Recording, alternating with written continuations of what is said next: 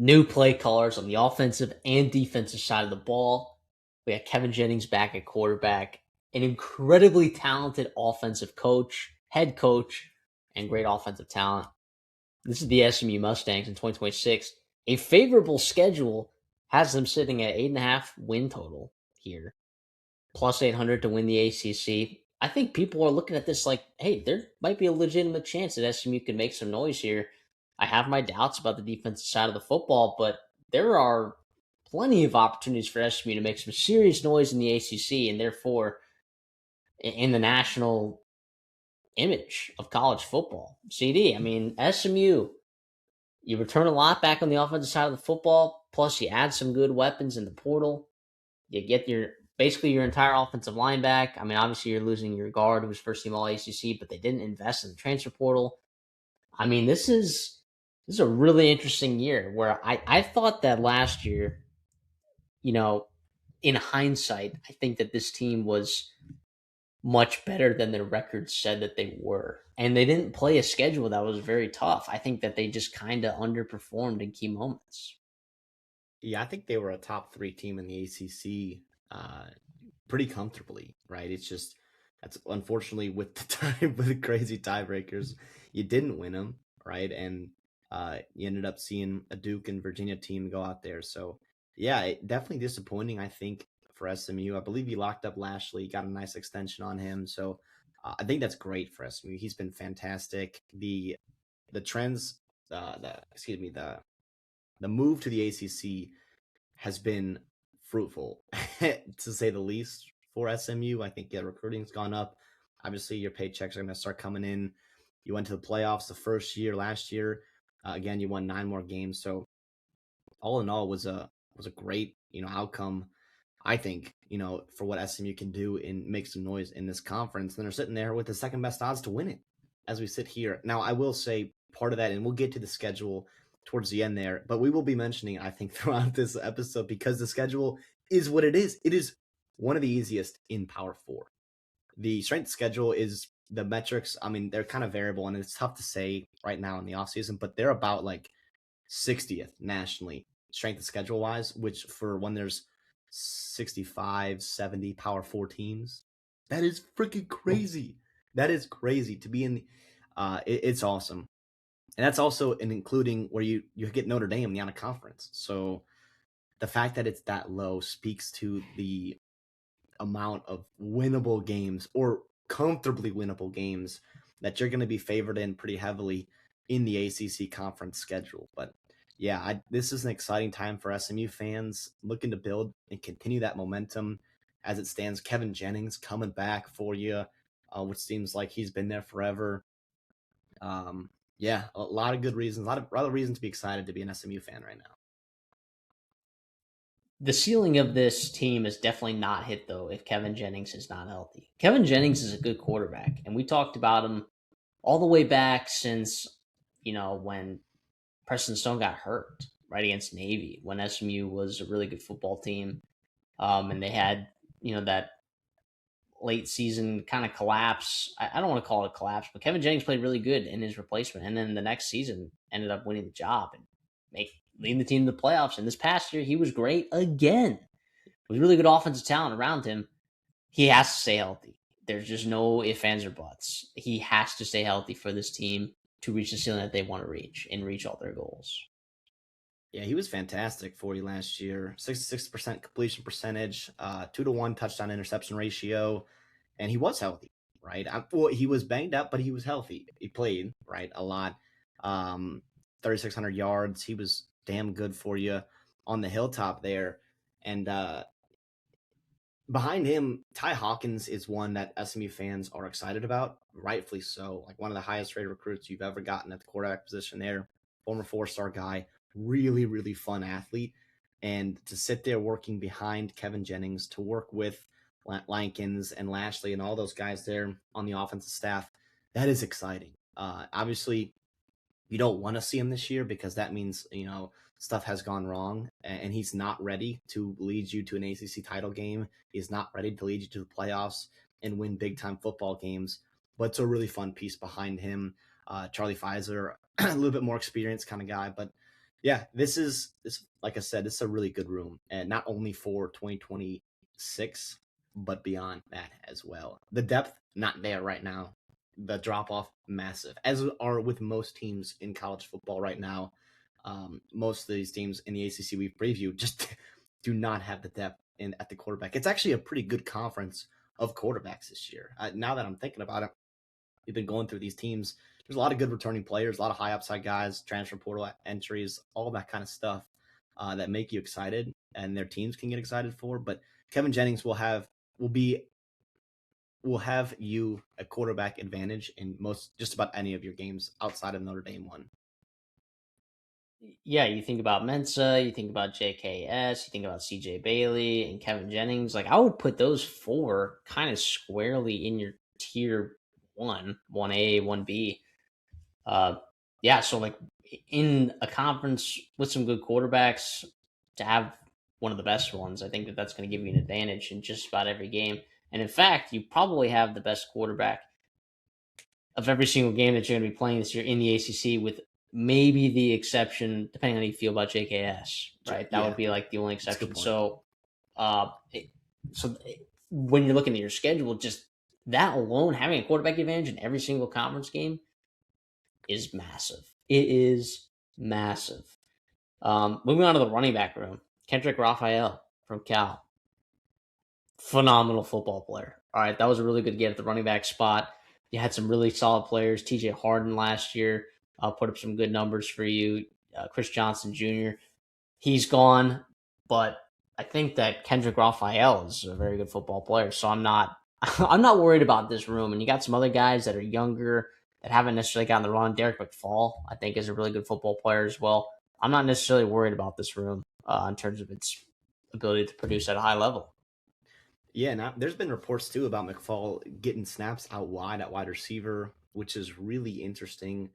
He was fantastic for you in the receiving game in limited snaps, right? But in meaningful games, so that was a nice piece because again, Harden, Johnson, those guys weren't necessarily the receiving threats that McFall is. And I would also add in Raphael. Raphael's a really nice receiving back out of the backfield. He had over 30 receptions for Cal last year and was a really nice safety blanket to go get the ball out to him, make a guy miss for JKS and Cal last year. Durability and consistency are awesome things. Do I think he has the upside of the guys with Louisville, even the guy at Pitt, right? Turner there, like, no, but I think he's a really steady piece for you when you have to replace 240 carries that you did last year. So he's a guy that 230 himself. So love that for him. At the wide receiver spot, Jordan Hudson gone, Romello Brinson gone. But, okay, Ymir Knight is a very good football player.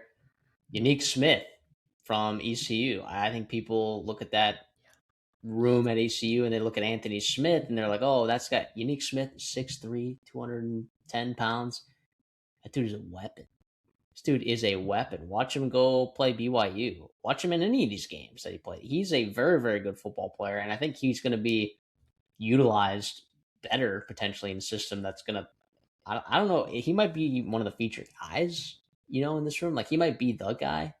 Ymir Knight obviously has the repertoire and the chemistry to be really good in the system, but Unique Smith is a dog. Well, and they spread the ball around, a ton. And Knight and Smith are night and day in terms of bodies and play styles. So it's a really nice compliment that you have Knight, who's again a great piece, has the repertoire, has the reliability and connection with Kevin Jennings, but at only 5'8", like just a different kind of body you bring in with Yannick Smith. I'll talk about Jalen Cooper, and this is a guy that I've seen a lot of SMU fans really excited about. I see how happy you are too. 6'2" as a freshman, played a ton early because of some of those injuries to your receivers. He looks like a dude, and he looks like a guy that is next. Now, is it lofty to think of him to come in at year two and have 800 yards? That Hudson had last year. Yes. Does he have the talent to do so? Absolutely. But this is a really nice room here. I'll throw Jalen Hale coming over from Alabama as a sneaky, really good get. And he's a guy that's had unfortunate injuries. But if you remember him as a true freshman at Alabama, like, he looked different than just about everybody else in that room. which is saying a lot. Like he was a guy that they were just over the moon with what his potential could have been, and unfortunately had a pretty scary injury and hasn't been the same since. You know, a lot of times year two after your injury, you should see some kind of boost. So hopefully we get that with Hale, and there's Brown and Robertson. Like there's a couple other pieces underneath all those guys as well, but the top three are really good and something that I think Kevin Jennings is really excited to utilize. Yeah, I think like an underappreciated part. I mean, SMU's tight end room last year was nuts. It was Oh, nuts. I mean, it was nuts, and you lose all of those guys. Okay, but I think it's not one for one replacement, but I think you adequately replace some of these pieces in the tight end room, right? So you lose Matthew Hibner, right? You lose RJ Maryland, okay, stud and stud, okay. Now you bring in Randy Pittman Jr. from Florida State, who had some solid production in the receiving game. Theo Mellon Orstrom from Texas A&M, I think, is a really good get as well. Guy originally from Sweden, like talks about like him being raw for years. I mean, he was in a really good tight end room last year, and got legitimate play. You know, he started that first week, you know, and eventually Nate Borger kind of just took more snaps from him. So we'd like to see him develop more as a blocker, but very good football player. And then Trey Jackson as well. This is I. It's hard to replace the kind of talent that they had in this room just a season ago, but I think that, I mean, relative to what we're seeing in the portal from the tight end position, I don't know that you could have done a much better job. no, that's a great point there. This is an offense that has relied upon consistency and explosiveness at the tight end position. Excuse me. Theo Mellon Orstrom is one that I am excited to see in a more expanded role in an offense with a quarterback that I think can take advantage of his skill set. So yeah, like you said, is it's not one for one in terms of Hubner and Maryland. Those are two all ACC kind of guys, NFL dudes. So that is what it is. But like you said, pivoting, really nice job by the staff. Not going to echo everything else you just said, but I do agree.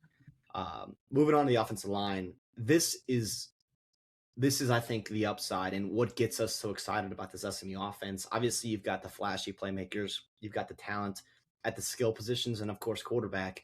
But the offensive line, the fact that you get a really nice offensive line last year and you get a ton of guys coming back, right? You're replacing really only one dude, kinda, one and a half dudes, I guess if you want to call it, look by snaps. So it's a fun room. What say you?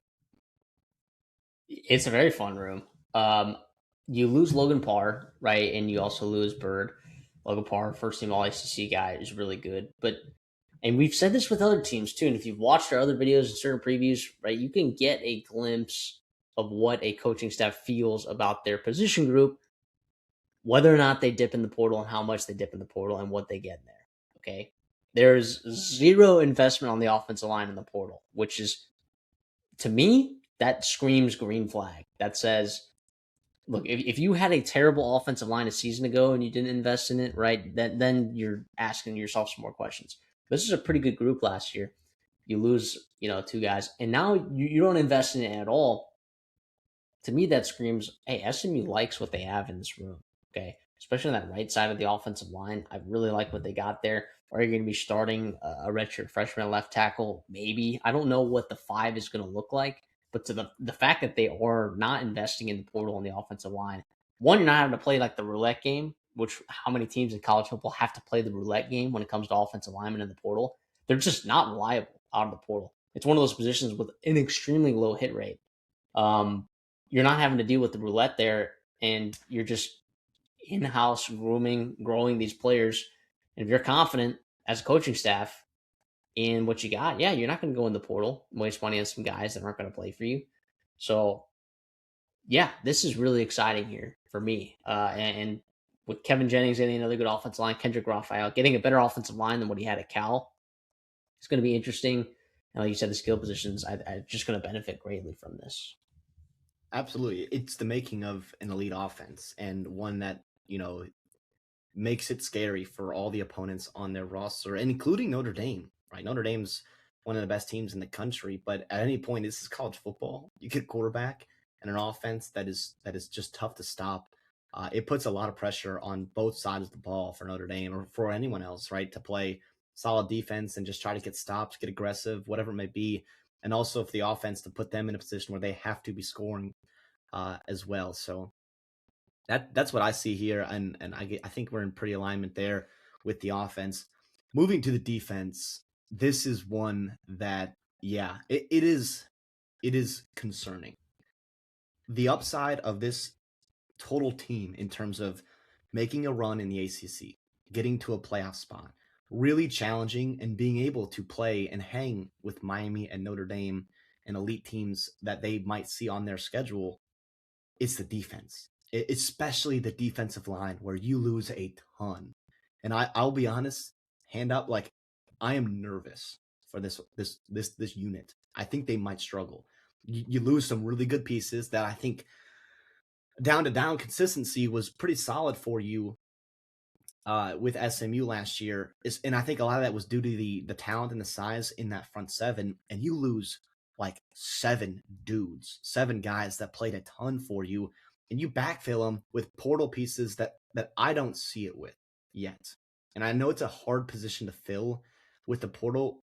All the more reason to add to my anxiety and to my uncertainty. What say you? Am I crazy for thinking that this unit might be the one that holds this team back from actually making a run? No, I don't think you're crazy at all. I think it was the unit that gave SMU its upside on the defensive side of the ball, that gave it its negative plays, that gave it, a lot of its turnovers, or even the interceptions, like help generate, pressures and turnovers. And I just don't know, like you said, if we're gonna have like what we had last year. And I think that when you look at from a turnover perspective, this defense won lots of sacks, lots of turnovers. All right, those are good things. Okay, turnovers though are not necessarily replicable from year to year. Some staffs, have more turnovers, force more turnovers. Some defensive concepts force more turnovers than others. But like in general, like it's pretty. It's not necessarily year to year. You can't necessarily translate. When you had forced 28 turnovers last year. You can't necessarily force 28 turnovers again in 2026. And that was a big part of the success of this defense. And it starts up front. And I don't know, like you said, you lose Isaiah Smith. He was an absolute stud. And what did you do to replace this? I'm not sure. You did go in the portal. You dipped and got some guys. It's like, but were they adequate? Are they adequate replacements? I don't know. I think Ira Singleton might be a pretty good player. Christian Davis could be good as well. I don't. I just think that there's too many question marks for me, and there was too much production last year that you lost for me to be really confident in this unit. I'm gonna echo all of that. I again, we'll see. The upside I think in this room is the JUCO guys.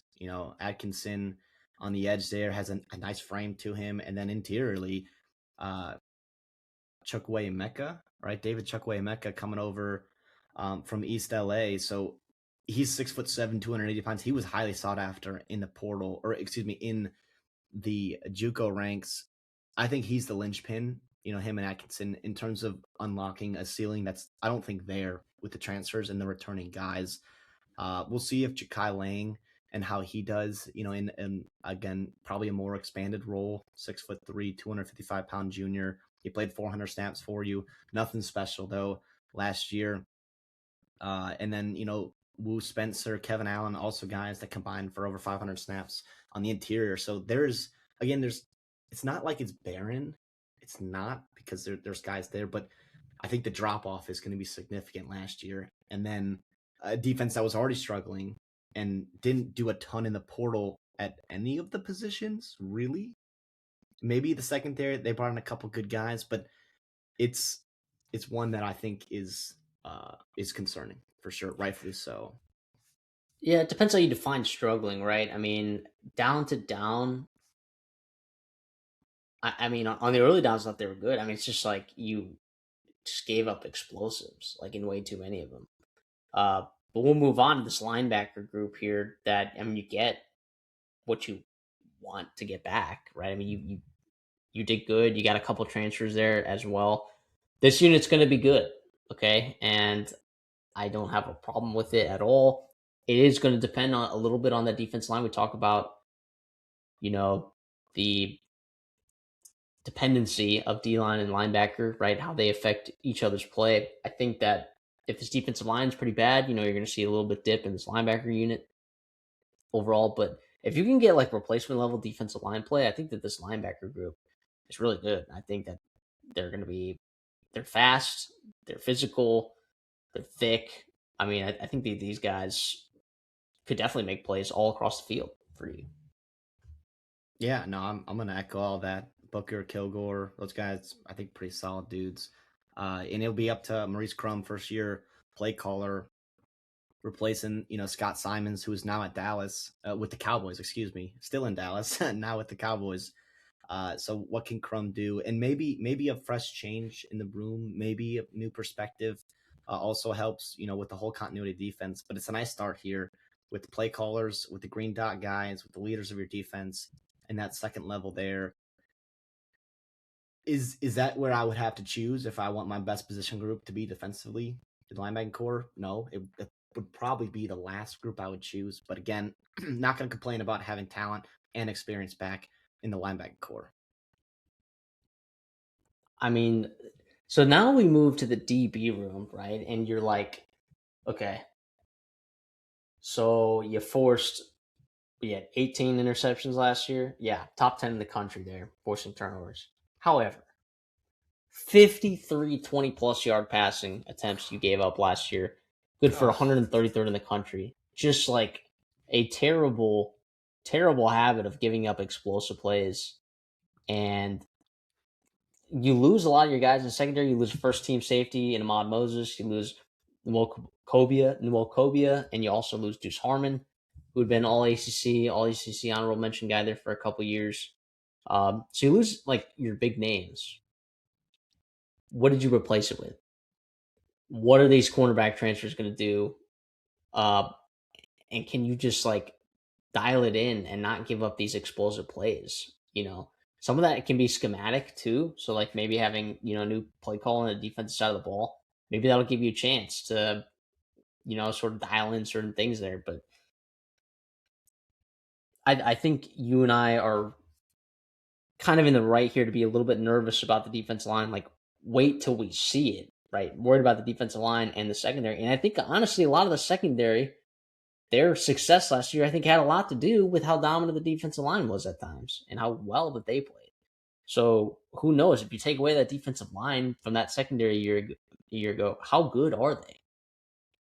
It's a So, great and are you question. telling me that? So if you're telling me that this secondary that, and it's hard to play that if this then that game, like it's really difficult to play that, and we really shouldn't be playing that. But if you want to play that game and you want to imagine taking away that defensive line, imagine like what the secondary would look like if you don't have as effective a pass rush as you did a year ago. And then on paper, your secondary gets worse, maybe. Right? I mean, at least in my opinion, maybe other people have different opinions. Maybe there's some younger guys that I'm not familiar with, but Javon Thomas transfer coming from A&M, I think he could be pretty good. He started for A&M across Will Lee 2024. Not with a lot of success, right? He eventually got replaced. Last year, he hardly played at all. So, but he was a highly rated recruit. He could be a good football player. Um, you're bringing in Jarvis Lee from USF, who had really nice production for you at the cornerback spot. So, what do you get out of those transfers? If you get quite a bit, I would actually be a little bit more confident in the secondary and maybe this defense overall. But I still think I'm just nervous. It is. I mean, I think the two best players in your secondary are gone, Moses and Harmon. So, along with you talked about, I think good point with the defensive line and what happening in front of you. Sometimes you can't control and you have to cover longer, whatever it may be. Always never a good thing, right? But we'll see. They rotated a ton and they shifted guys inside and outside, and they kind of because of the injury to Lamadrick Spencer, they kind of had to shift and play guys at nickel a bunch and just rotate guys. So maybe it wasn't the secondary that they wanted it to. The coaching staff had envisioned what it would look like, back in August in fall camp. But you know what? Audric Spencer comes back. You talked about Lee and what he can do for you. There's a ton of returning snaps in that cornerback room, even though Harmon and Chambers are gone. Uh, we'll see if Barnes takes a step. I think he needs to. And then, in the safety room, losing Moses is massive. Nice to get Tyron Polley back after his injuries. And then we'll see about Jimmy Wyrick, the UTSA transfer, who's a veteran guy, has kind of bounced around a bit. So, you know what? Like, it is a concerning room again. But the idea is stay healthy. You get Spencer back, you get Lee in there, and you can start to maybe mix and match, find better matchups than you were able to last year.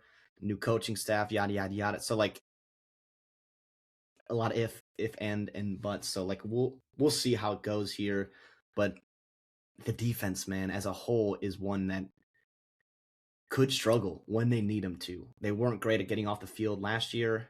They weren't great, like you said, giving up with the explosive plays. So it's going to be one that has to be better, or it has to be serviceable for them to have a chance here. Like I said, compete with the big boys, because the big boys, they have it. Two-way football, complementary football, is what's needed for SMU to take that step.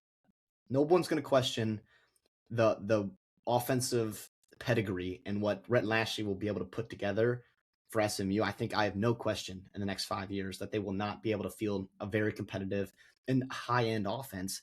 It will be about complementary football. At some point, they're going to have to take that step and be consistent and take a jump with this defense. And I don't see it this year, and I think that might hold them back.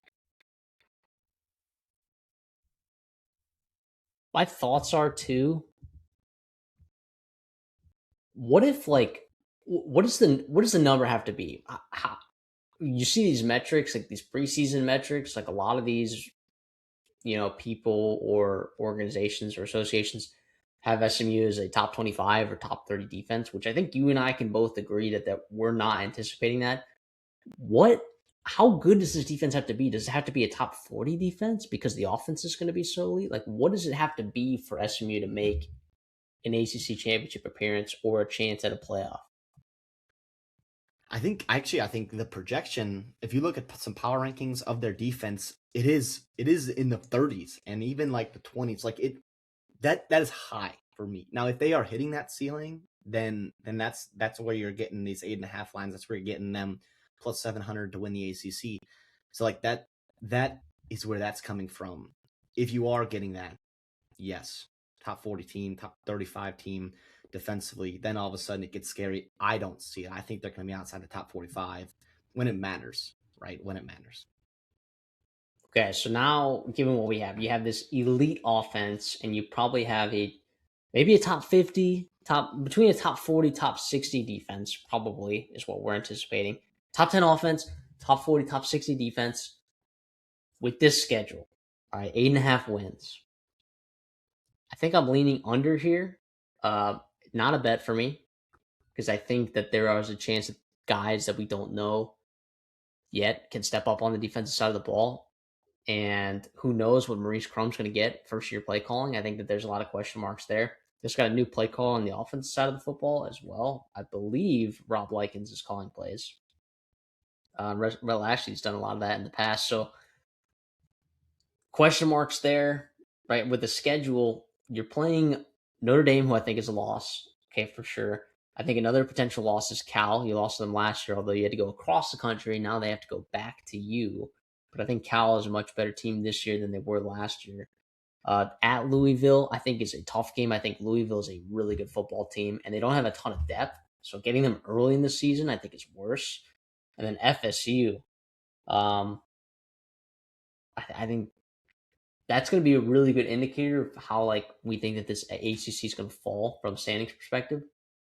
That's another team that you don't want to get early in the season because they have such a tough schedule. Like an absolute meat grinder of a schedule. It'd be nicer to get them week 12, week 13 when they're actually bored down. But now you get those guys week 1 to open up the season. I don't know. So I see those 4 games being challenging. Virginia, right? How good are they going to be? Obviously, you're going to get wins. UC Davis, Missouri State, Boston College is, I think, an easy win. Syracuse, we don't really know. Virginia Tech, we don't really know, right? I mean, it's like a lot of questions there. Syracuse is going to have a healthy quarterback finally. So there's just a lot of questions here. So I think that there's probably 4 or 5 guaranteed wins on the schedule with a lot of potential wins. But what does the defense leave you at? Can you rely on this offense to bail you out? In certain situations last year, they didn't bail you out. They didn't bail you out against Wake Forest. They didn't bail you out against TCU when you were giving up explosive play after explosive play to Eric McAllister. They didn't bail you out enough against Baylor when Baylor and Sawyer Robertson put up like 1 billion yards on you. So, and honestly, if you were to ask me, CD, like what team was better, like of the last 3 or 4 SMU teams that we've seen these last 4 years, right, with Rhett Lashley. I mean, I don't know if it's just me, but I feel like that last year SMU team might have been maybe was as the best one that we've seen. They just didn't have the wins. So I think you got a worse SMU team this year, although I think that they'll be dangerous. Mark my words. So I'm leaning under 8.5 here. Yeah, this looks like a little bit more like that 2024 team in terms of, I think, high-end capabilities and more so schedule-based circumstances. They won a lot of close games that year. You had obviously the change of quarterback because of the injury to Preston Stone, but like you said, I think last year's team was better than this year's team. This year you got a playoff schedule. You did. Like you can stand there and be 11-1 with a win over Louisville on the road, with a win over Florida State on the road, with win Cal and Virginia Tech, and you got to be competitive-ish to Notre Dame, and all of a sudden you are like, yeah, there's no reason we shouldn't be in the playoffs. And then you go get your chance at Miami in the ACC title game. So there's a real possibility for that to be the case because of the schedule. I lean under here. I do, especially when I get plus 112. Not that it's going to be a play for me, but it can't justify taking the over at, minus 140. So not going to do that. 9 wins for a team with question marks on defensive line in the secondary is tough for me to swallow. It's going to be tough. And I think week 1, 2 will tell us a lot. And I know you can't overreact in week 1, especially because of who you're playing. We love doing that. We love overreacting. Yeah, and there's a time and a place for that. But Florida State on the road, Labor Day, I have to believe you're going to get Florida State's best shot. Florida State should be playing their best game of the year, right? I think there's a reason why you're only 2.5-point favorites. That game might tell us a lot in terms of what the ultimate upside of this team is and maybe their future in the ACC. If you lose that game, then really, really hard to get to 9 wins, right? On the other side, too, like you have a lot of replacements on that defensive line and guys in the secondary that you're going to try to be molding to. It's a tough September relatively to the ACC schools, so that's not great. That's not great. If you're 2-2 after September, the math kind of changes, I think. But yeah, nonetheless, it's a good roster. It's a good team, good program. 8.5 is a lot for me. I'll be on the under. Not a play for me, like I said. But this is a team that can make some noise, and they probably will. Like they will be one of the teams in November that are like competing for an ACC spot, and they're gonna have to go to yeah. They have to go beat Wake Forest. Listen, look, that's a tough ball club. He gets somebody, and usually multiple people a year, and that's a good program that he runs there. So